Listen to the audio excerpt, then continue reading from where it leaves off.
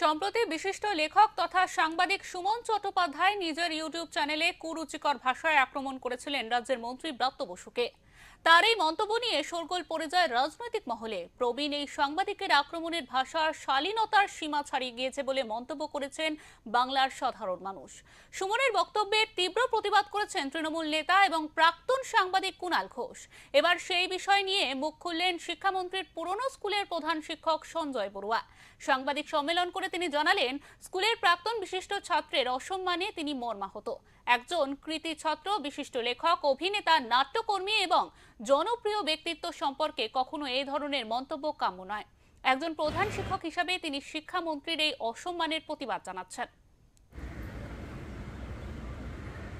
এবং তিনি আমার এই বিদ্যালয়ে যে একাধিক কৃতী ছাত্র বেরিয়েছে তার মধ্যে মাননীয় শিক্ষামন্ত্রী একজন।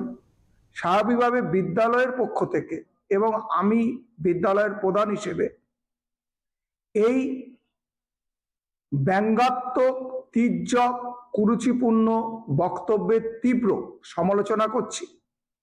কারণ সুমনবাবু একজন বিখ্যাত প্রবীণ সাংবাদিক, তিনি যথেষ্ট মেধাবী। তার লেখা আমি দীর্ঘদিন ধরে পড়েছি, তার রিপোর্টিং আমি দীর্ঘদিন ধরে পড়েছি। তারপরে তার মুখ থেকে এই ধরনের একটা বক্তব্য, মানে যেটা আমি একদম মন থেকে মানতে পারছি না। কারণ মাননীয় ব্রাত্য বসু শুধু একজন শিক্ষামন্ত্রী নন, তিনি একজন নাট্যকার, অভিনেতা, প্রাবন্ধিক, কবি, সর্বগুণে সমৃদ্ধ একজন ব্যক্তি। এবং আমি যত বছর ধরে আছি, আমার দেখা যে কটা শিক্ষামন্ত্রী আমি পশ্চিমবঙ্গ রাজ্যে দেখেছি, তার মধ্যে এখনো অবধি তিনি হচ্ছেন সবচেয়ে সেরা শিক্ষামন্ত্রী, যার বিরুদ্ধে এখনো কোনো ধরনের নেগেটিভ কোনো কথা বা সমালোচনা করা যায় না।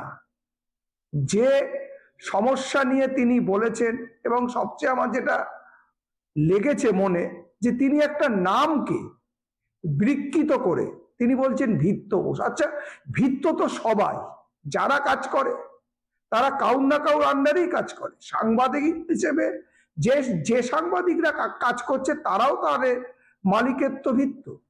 ভৃত্য মানে কি? ভৃত্য তো আমরা সবাই, এই পৃথিবীর যে কটা জীবজগৎ আছে সবাই কিন্তু ওপরওয়ালার ভৃত্য, সবাই কাজ করছে।